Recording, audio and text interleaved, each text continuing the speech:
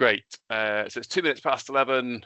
We've given a bit of time there for people to join. So let's make a start and make sure we can finish on time at 11:45.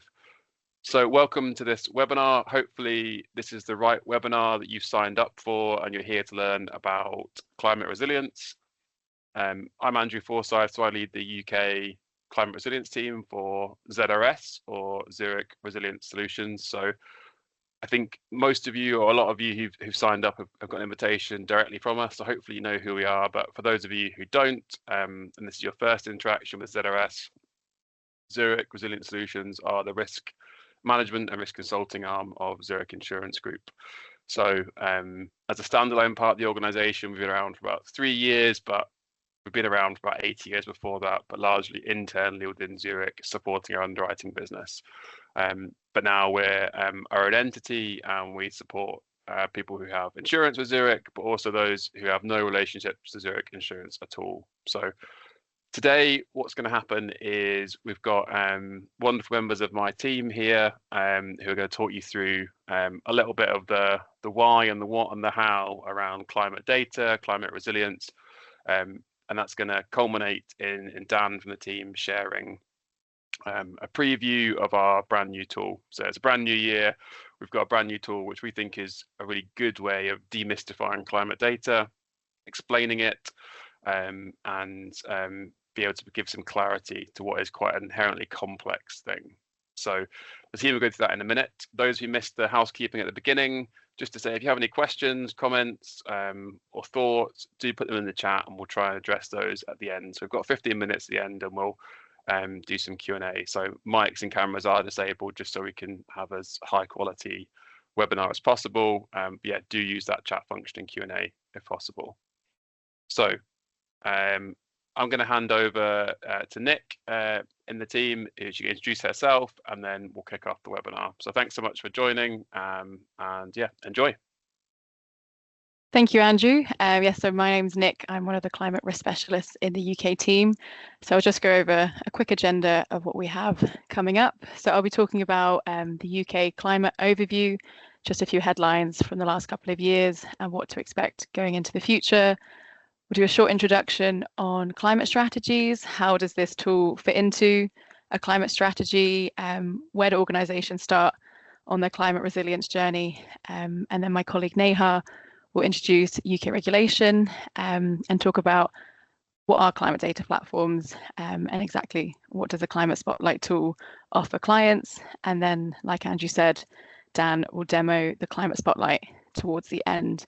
But we do have lots of time for Q&As at the end. So yeah, in the chat, put all your questions down and we'll try and answer as many as we can. But just to start off with the state of the UK climate, so a lot of data's come out already this January and towards the end of last year. So last year we saw the first year hit the kind of internationally agreed 1.5 degree climate change limit. So with that, we did see a lot of kind of climate events already impact the globe. So this was included the Valencia floods, hurricanes, and also the wildfires that we're experiencing at the moment. So 2023 was the second year on record, and we keep breaking these record temperatures year on after year on.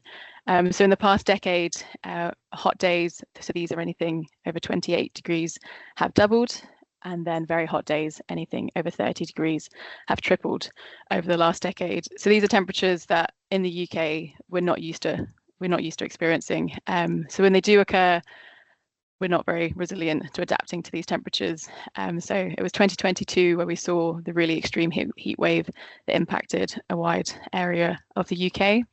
So alongside record temperatures, we've also had increased storm events within the UK. So the 2023-2024 storm season saw 12 named storms. So this was the greatest number of named storms since the 2015. And climate projections indicate that this will mostly impact kind of the winter seasons due to climate change.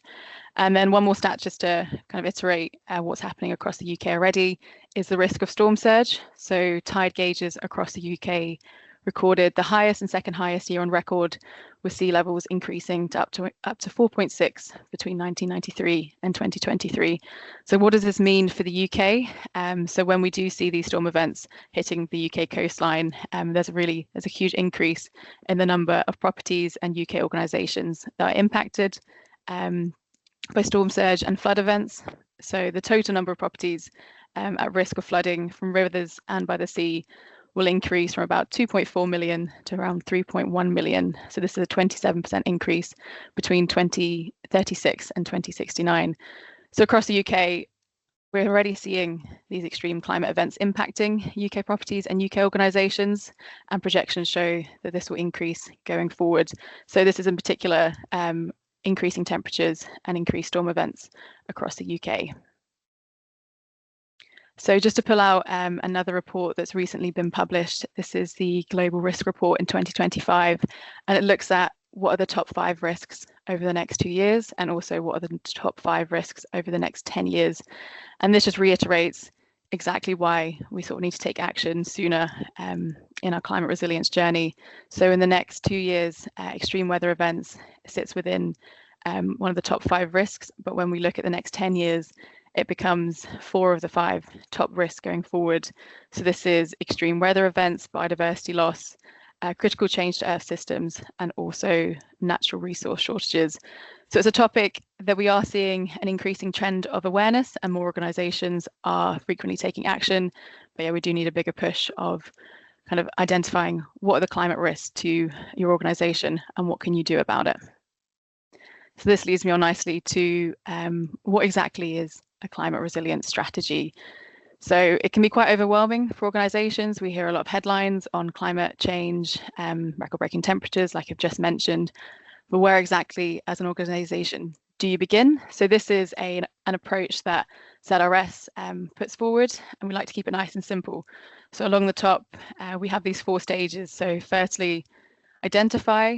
So for your organisation, you need to know exactly what climate hazards are likely to impact your organisation and when they're likely to impact your organisation. So this is where the tool that we're going to demo today fits into. So this is a climate spotlight.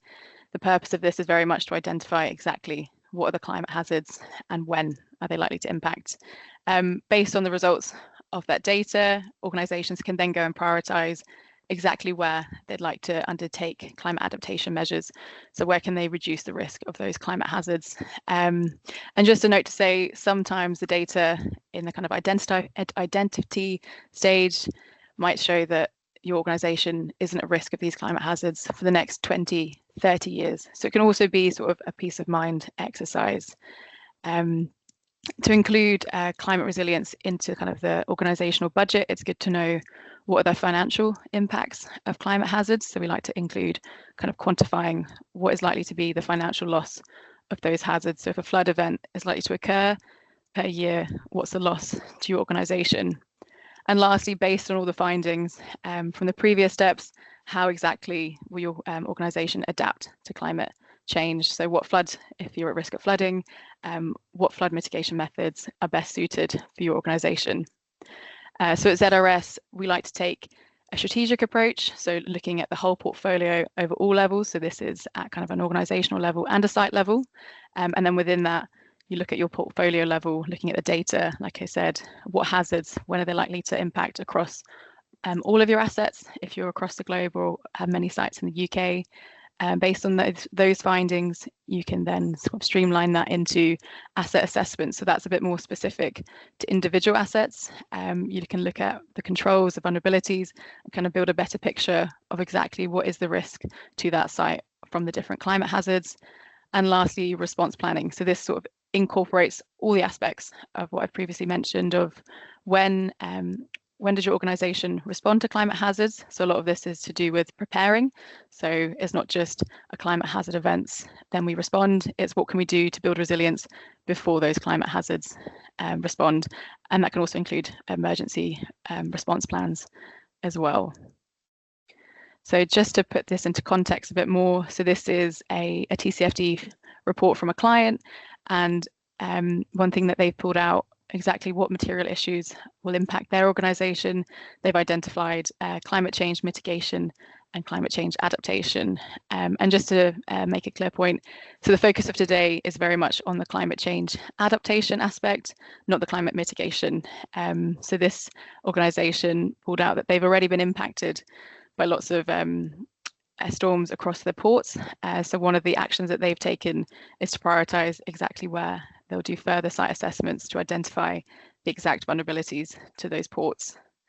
But there's lots of examples out there that organisations can use to help kind of guide where do they start on their climate resilience journey.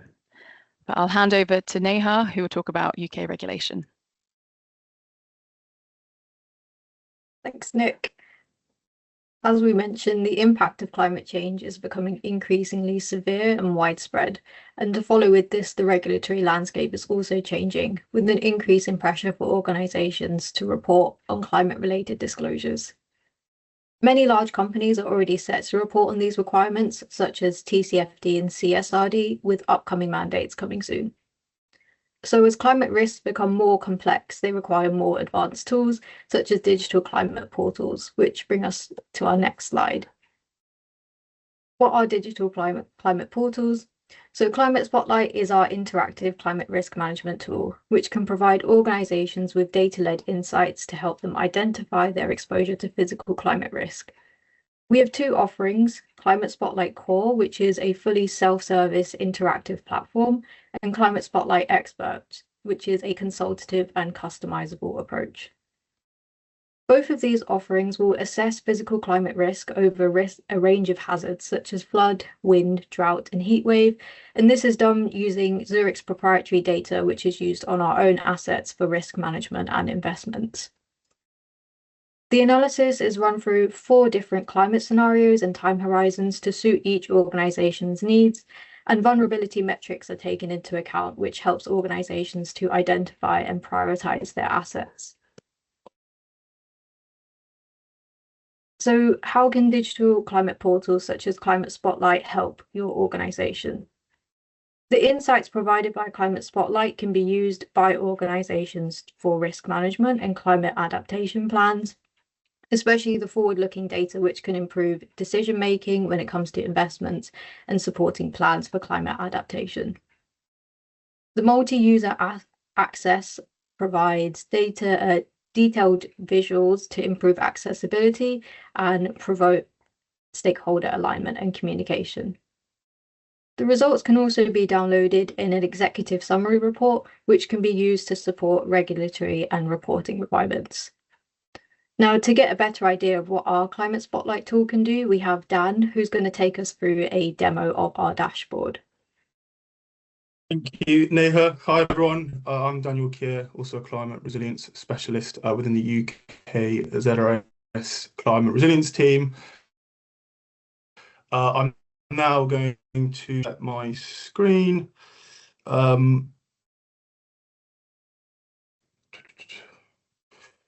And yes, demo our new Climate Spotlight Core tool and show how you can use it to identify and manage your physical climate risks to your organisation. So here we have the main Climate Spotlight page, where you'll be able to view the various risk pages within the main dashboard. I won't show all of them for the interest of time. And also just to clarify that all the data within this dashboard is all dummy data of a portfolio of locations. But if you do sign up, obviously all the risk data and insights will be related to your organisation and your locations. So in terms of the main dashboard, starting with the portfolio distribution page. Here we are seeing the locations that are included in the analysis, in this case, this dummy portfolio. In this case, there are 79 locations distributed across these countries, and we can see a spatial view of the map. And we can zoom in and hover over any of the bubbles which represent locations, and a tooltip pops up giving some location identification information to help identify what the site is. And then on the right here, we've got some exposure metric data as well. In this case, it's total insured value for each location, but we could change this to head count. Total insured value represents the economic or financial value of a site. Headcount being the number of people at each site. And by incorporating these exposure metrics, we're adding an additional risk layer to the analysis, and I'll get into that in more detail shortly. But even just having this digital view of your organization's footprint and value chain is useful in itself, because most organizations don't have this sort of digital view. Okay, moving on to the global portfolio view multi-peril page. Here we're starting to integrate climate data alongside the location data that I showed in the previous page. You'll see here we've got climate data for 9 climate hazards: floods, precipitation, storm surge, wind, drought, heat wave, cold wave, sea level rise. We've also got hail in the current term as well. And what this chart in the middle here is showing is the percentage of the portfolio's total insured value that is exposed to each climate hazard and hazard level. The hazard levels are represented by these different shades of blue, from low to very high. So, for example, we can see that 29% of the portfolio's total insured value is exposed to very high precipitation hazard, or 36% is exposed to high wind hazard, or 17% is exposed to very high cold wave hazard. And this is based on the medium-term time horizon and on this SSP1 2.6 climate scenario. The tool is very interactive. As I said, you can zoom in and you can change these time horizons and see how the hazard profile of your portfolio changes. So we've got 4 time horizons from current up to the far term. As I said, we can see how the hazard profile changes, and hovering over this tooltip, we can see what years those time horizons refer to. And equally with the scenarios, we've got 4 IPCC climate scenarios, which represent different future pathways of how the climate will evolve in terms of warming and radiative forcing. So we have from the SSP1 2.6 scenario, which is known as the sustainability scenario, where there's the lowest increase in global temperatures and the lowest potential increase in physical risk, up to the SSP5 8.5 scenario, which is known as the fossil fuel development scenario, and that's got the greatest increase in warming and radiative forcing, and also the greatest potential increase in physical risk. So I can change this and see exactly how the hazard profile of the portfolio changes. And so whatever time horizon or climate scenario suits your organization or is most relevant for your company, you can hone in and pinpoint on those parameters and see that within your portal. You can also click through any of these hazard levels, and you can see exactly which locations are exposed to very high precipitation hazard, or high wind hazard, or high drought hazard, and you can see exactly how much exposure is impacted by those hazard levels. The incorporation of these exposure metrics, such as total insured value, as I said, it adds an extra layer to the risk analysis. So we're not just looking at the number of locations impacted by these climate hazards, but we're looking at the number of, or rather the economic or financial value that your organization has that's at risk to these climate hazards, or the number of people that are potentially impacted. And depending on the exposure measure, you may want to look at different climate hazards. So, for example, total insured value, I'm looking at the sort of physical damage from buildings. You might want to focus on those hazards that have a greater potential to cause physical damage to buildings, such as flood, storm surge, winds. However, if you're looking at head counts, you might want to look at those hazards that have more of an impact on people. For example, heat wave, cold wave, and even drought, perhaps. Right, moving on to the next page, global portfolio view, multi-year evolution. So here we can see the evolution of the hazards from the current term to the near, medium, and we can change this to the far term. We can also change the scenarios if we'd like. And what this is showing us is those hazards that are more of an immediate risk in the current term, and those that are going to be emerging more as risks into the future. So for example, in this case, we can see that there's a big increase in precipitation hazard, especially in the far term, with 40% of the portfolio's total insured value impacted by very high precipitation hazard. We can see that there's quite a big increase in wind in terms of the number of locations exposed to high wind hazard, drought as well, especially on the very high drought hazard, and heat wave, especially with most locations impacted by very high heat wave hazard levels in the far term, which is centered on 2090. So this page, it helps us sequence and plan out adaptation strategies and roadmaps of what resilience measures and actions are needed to take, but also when to take them. Some might need to be prioritized immediately. Some might be able to wait 10, 20 years. So yeah, it helps with that, really helps with that sequencing. Moving on to this page, individual peril risk map. Here we're honing in on one particular climate hazard. So whether it's wind or precipitation or anything, what it's showing us is on the x-axis the hazard value. So what we're seeing here for precipitation is the rainfall intensity over 24 hours in millimeters. On the y-axis, we're looking at exposure, which is based on total insured value in US dollars.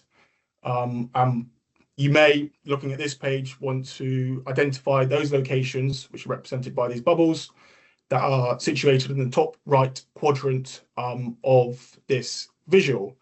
So those that have a high hazard value and a high exposure. So for example, if we're looking at flood, straight away I can see there's these two locations that are in that top right quadrant, a location in Italy and one in Belgium as well. And so straight away, I'll be thinking about these locations. Do they have flood risk control measures in place?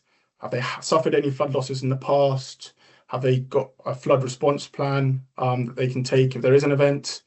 Have they undertaken a dedicated flood risk assessment of that site to understand what specific flood resilience measures the site can incorporate that will be tailored to their site? There's also this geo-distribution page where you can see how the hazard levels for each peril are distributed. So whether you want to look at drought, and you can change the time horizon, of course, as with all the other pages. Moving on to the multi-peril ranking table. Here we're starting to analyze the compound impact of multiple hazards. So what we've done here is we've assigned a hazard score to each hazard level. So from 100 for low up to 1,000 for very high. And we've aggregated those scores for all hazards, for all locations. And what this does is it brings to the top those locations that are most exposed to all hazards combined. So we've got this site in Japan, which is at the top.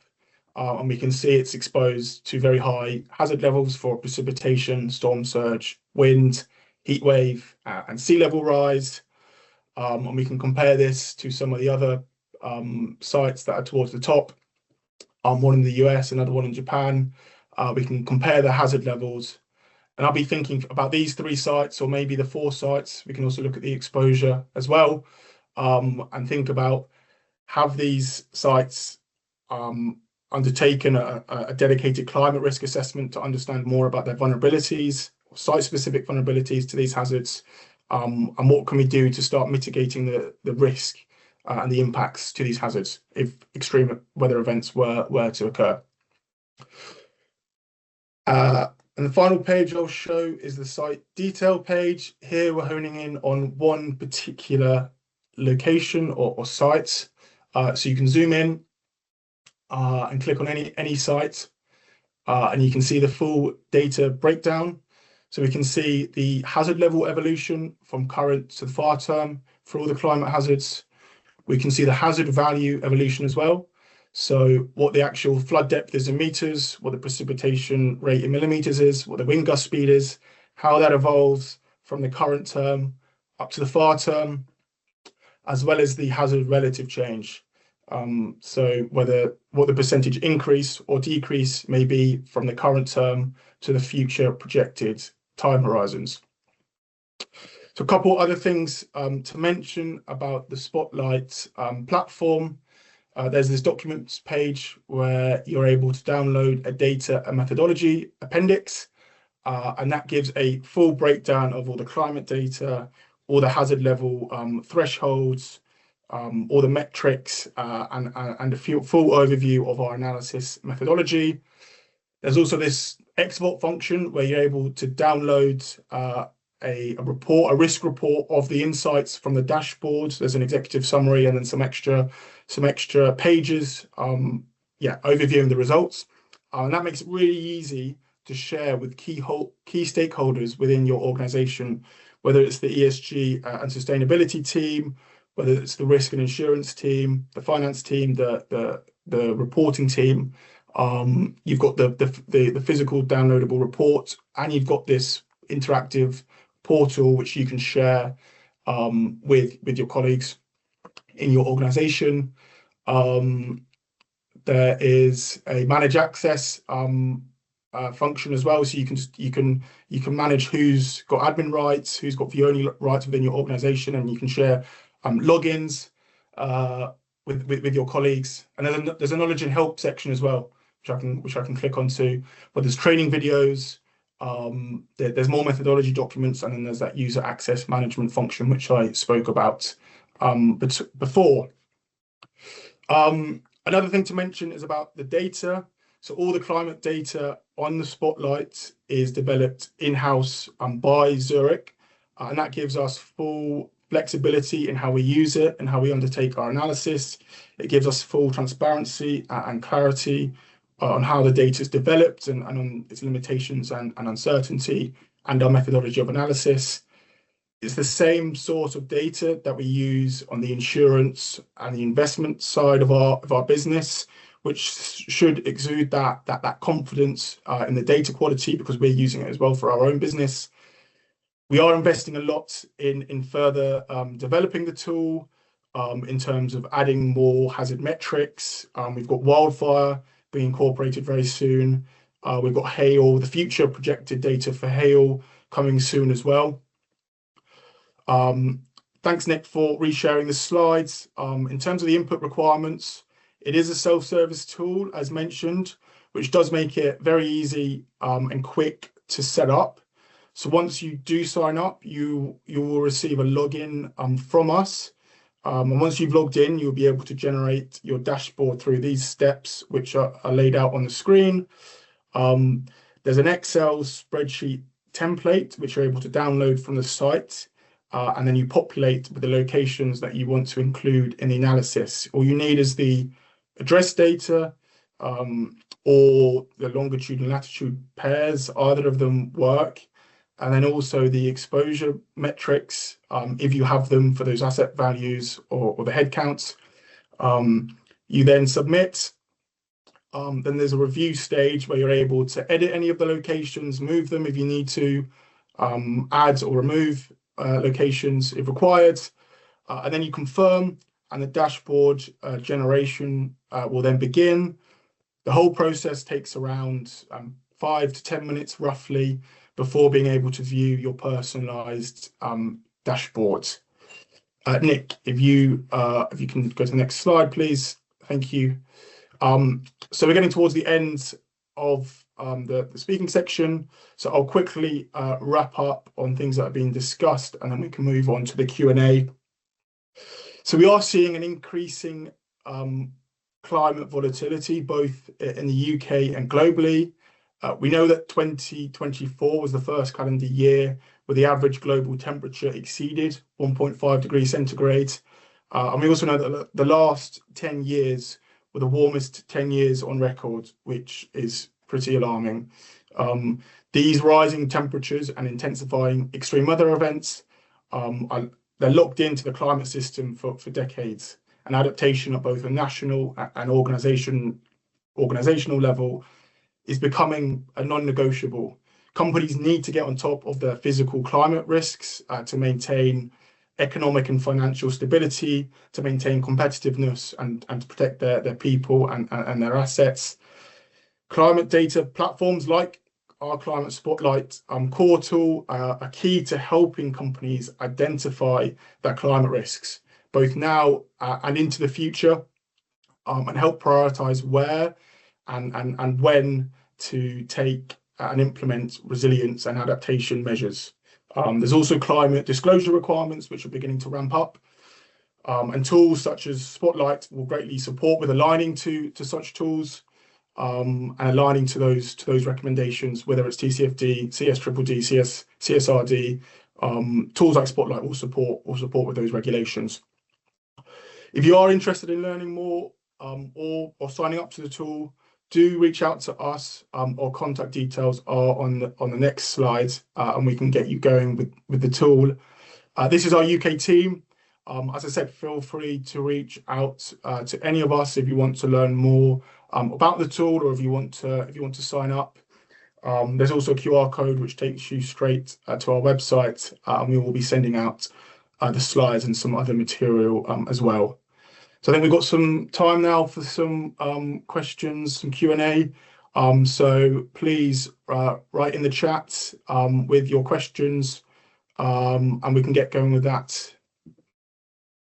Perfect. Thanks, Dan. Thanks, everyone. As I said, we've got now some time for questions. So we do have some pre-prepared ones, which we think would be sort of more of our sort of FAQs. As you see, there's one in the chat from Xavier, which I think is a great question. So Xavier's asked, can you include third-party sites like logistics hubs, suppliers, and customers' locations? So absolutely. So we're actually seeing a real upturn in people using the tool across the core version and expert, not only to look at their own sites, but to look at their suppliers and other third-party sites. So a really good question. And within the expert version, where Dan showed that there was different fields that you can drop down menus, there's one in the expert version which then shows between your own assets and suppliers. So you can either look at both together or separately as well. So I think someone has just asked the difference between the core and the expert version. So I'll hand to Dan. He can give a brief summary of what's the difference between core and expert. So Dan. Sure.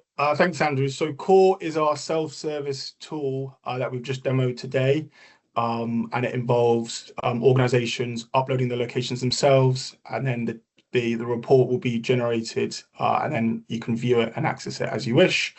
The expert version of the tool is a more hands-on consultative approach from us.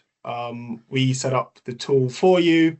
There's a little bit more functionality in the tool in terms of we can customize the visualizations, we can tailor it to exactly how you want the tool set up, and we can add a few more of those exposure metrics and location categories.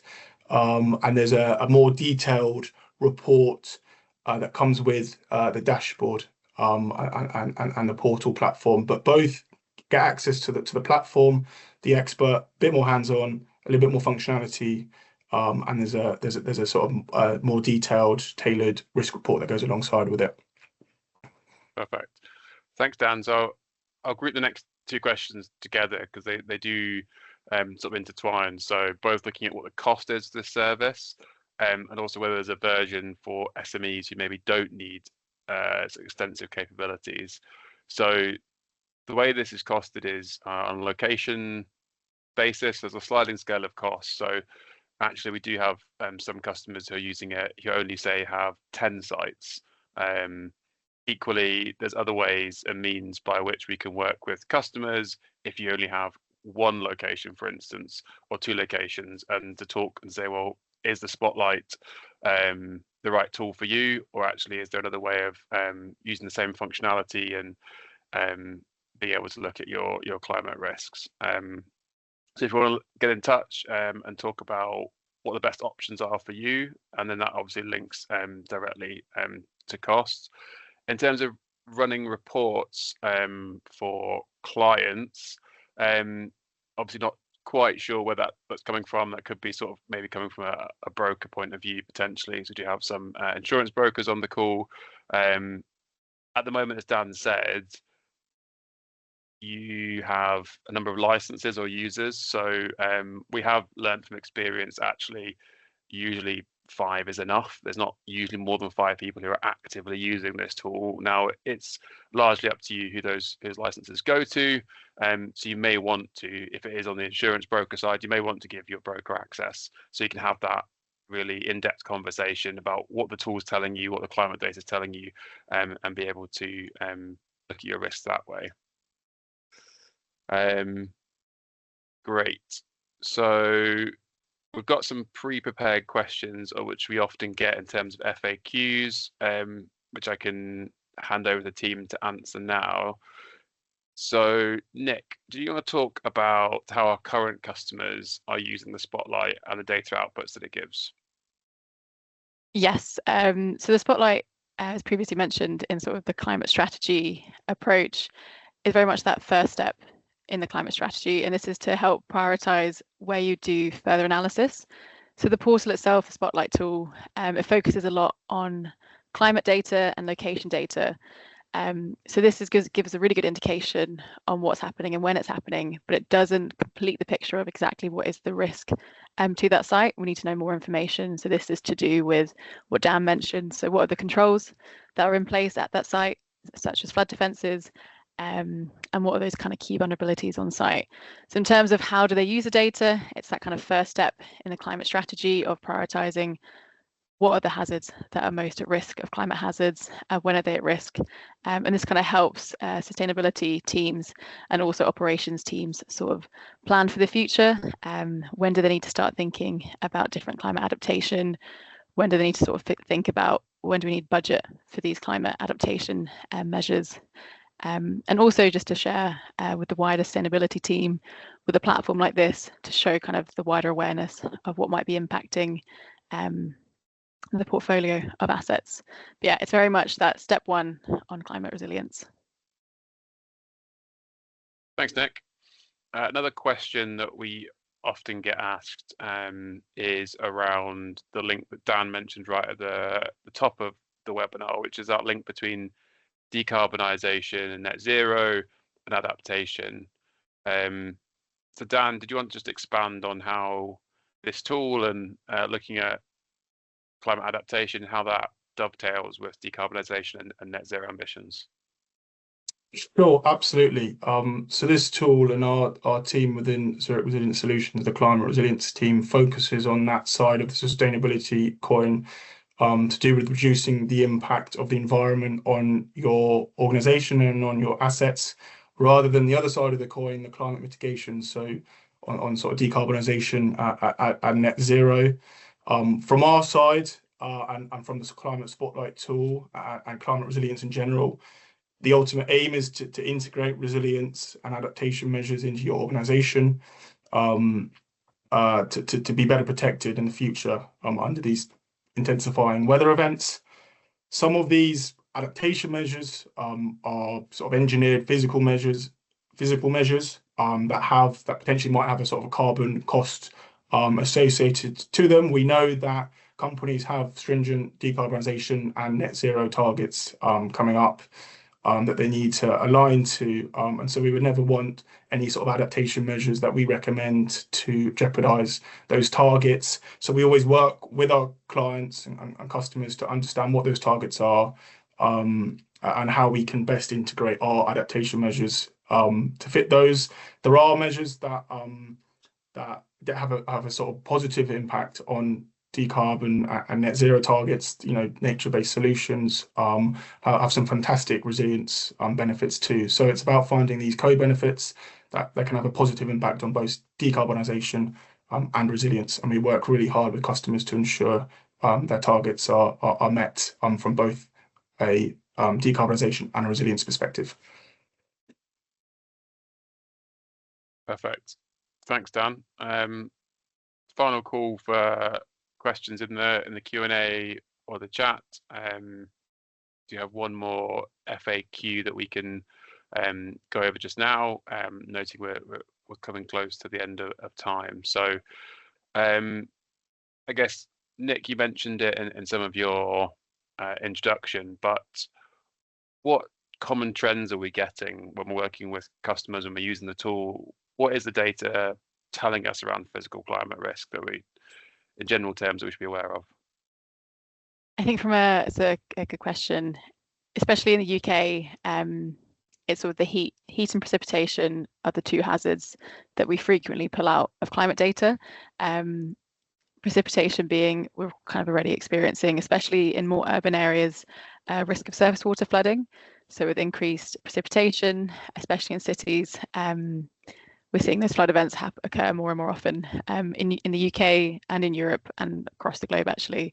So that's kind of causing the biggest disruption to organisations in terms of damage. But in terms of sort of disruption to organisations, like Dan said, to the workforce, we are seeing increases in heat as well. So from the heat waves we experienced 2 years ago, this causes wide kind of transport disruption and also disruption to supply chain. So I'd say those are the two that we're seeing the biggest impact. And in terms of the climate data, we'll see an impact in the next kind of 10, 20 years, but also increased storm events. So from wind, depending on where you are, if your locations are based mostly along the coast or on high elevation, you'll be more impacted. But yeah, so precipitation, heat and windstorm are the three in the UK that we're experiencing more and more. Amazing. Perfect. Well, I'll take this opportunity just to thank everyone for their time this morning. Our contact details are on the screen just now. You'll also get a follow-up email from us later today, which will have a link to the recording, just so you can watch it back or share it with colleagues, as well as some links to some key information about what we've mentioned today. So thank you very much for attending and have a lovely rest of your day and rest of your week.